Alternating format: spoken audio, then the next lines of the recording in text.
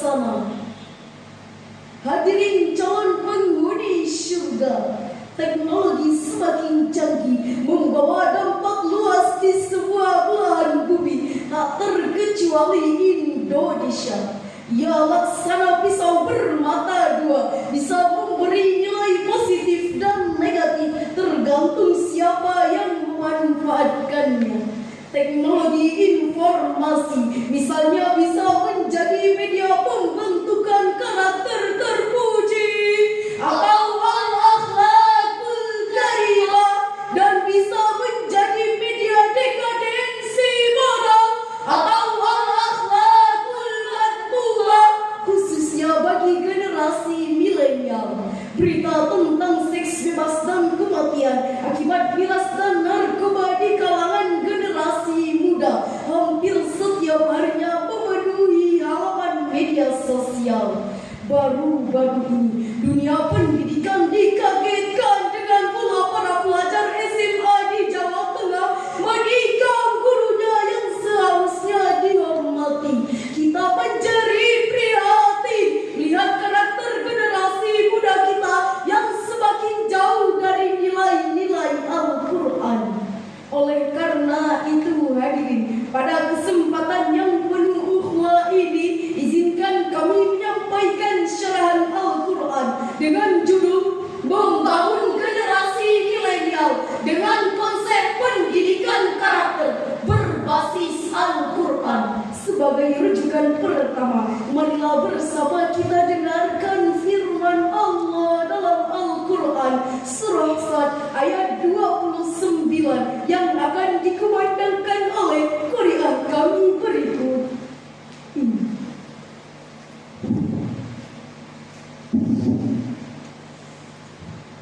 A'udzu billahi minasyaitonir rajim.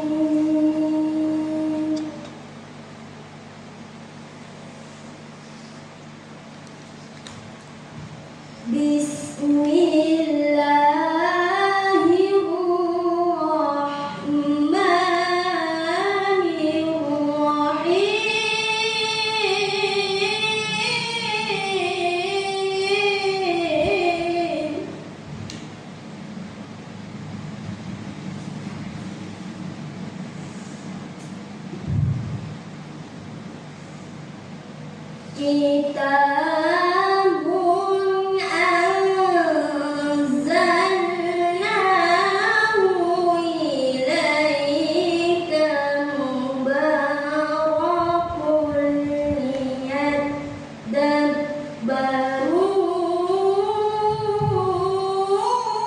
ayatih.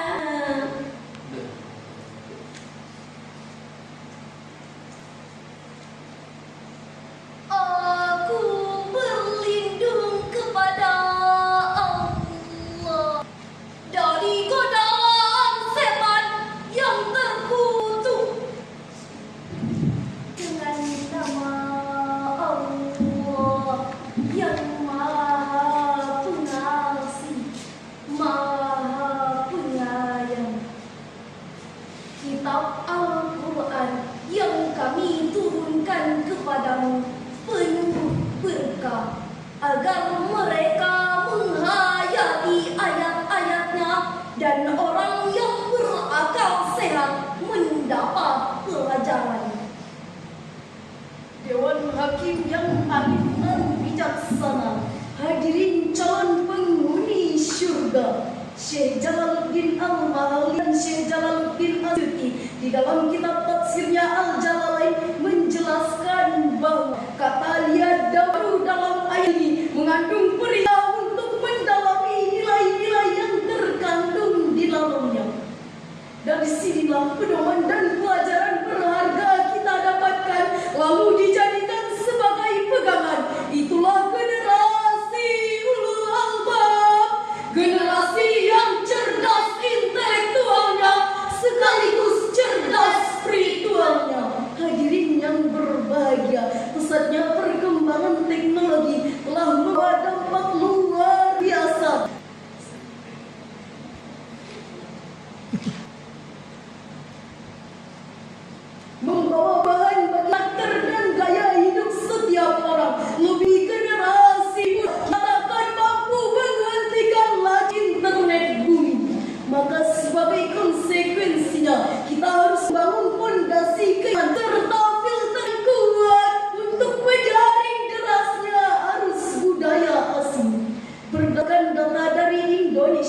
jarak sepak peningkatan kasus korupsi pada tahun 2023 mencapai hingga 209 kasus. Kerugian yang dialami negara kita juga tidak tanggung akibat kasus korupsi, yaitu mencapai 27 triliun rupiah. Tanah cukup untuk membangun 1.000 madrasah serta pondok pesantren dan semua fasilitasnya. Hadirin yang berbahagia, kita prihatin atas sejumlah peristiwa yang terjadi di kalangan generasi muda kita yang meningkat rusaknya karakter mereka, yaitu pertama, kasus narkoba. Lagi kita dikagetkan dengan berita yang dilansir oleh British Broadcasting Corporation pada tanggal 18 Agustus 2023. Adanya penangkapan oknum wira yang diyakini dapat berantas narkoba malah tertangkap atas kepemilikan dan pengedaran narkoba. Bahwa kepada negeri kita ini, kalau kita semua dapat disingkap dengan baju berperang melawan narkoba. Kedua, kasus kekerasan seksual. Kementerian Pemberdayaan Wanita dan Perlindungan Anak mencatat sebanyak 8.000 kasus kekerasan seksual yang terjadi mulai dari bulan Januari sampai November 2023. Hadirin, kami ulangi sekali lagi, 8.000 kasus, bukan 8 kasus. Negara kita kaya akan para pakar berpendidikan tinggi serta disiplin ilmu, lulusan dalam maupun luar negeri, bahkan bergelar profesor. Namun sayang hadirin, banyak di antara mereka yang tidak memiliki karakter. Mereka menggunakan kepintarannya untuk memproduksi berbohong serta memprovokasi domba. Bahkan hadirin, orang yang selama ini kita kagumi keilmuannya berteriak lantang melawan korupsi, tertangkap kasus korupsi. Mereka berorasi dan berjuang atas nama rakyat, tapi ujung-ujungnya merampas hak milik rakyat. Hadirin, mari bersama belajar dari sejarah Cina. Ada yang belum tahu tentang tembok Cina?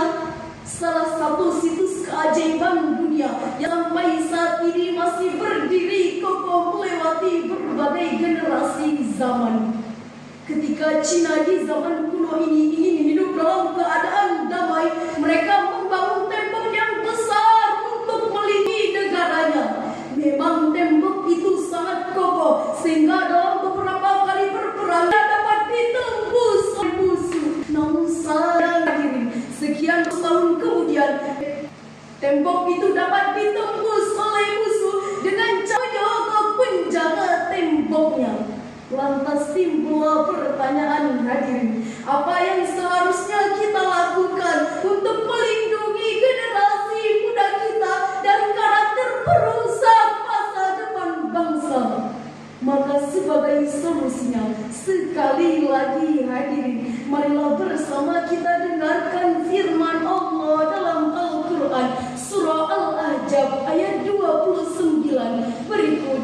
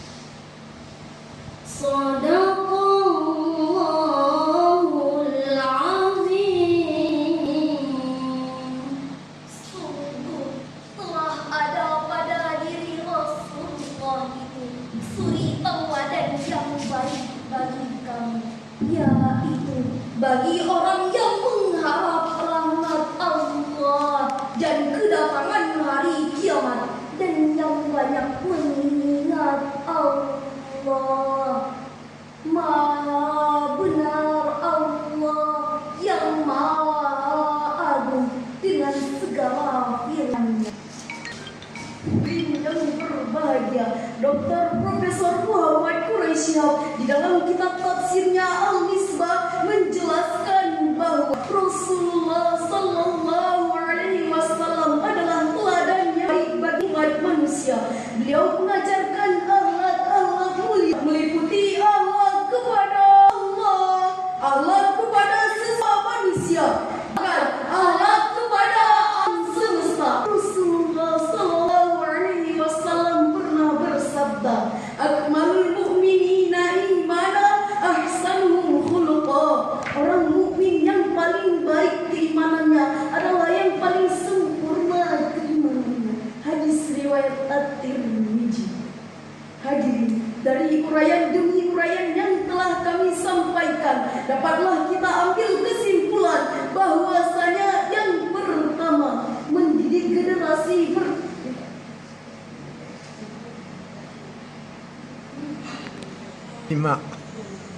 masa depan bangsa ditentukan oleh generasi berkarakter. Kedua, untuk menciptakan generasi berkarakter tersebut tidak ada pilihan lain kecuali Al-Quran serta teladanan Rasulullah. Bunga melati mekar di taman, harum baunya dan menawan. Mendidik generasi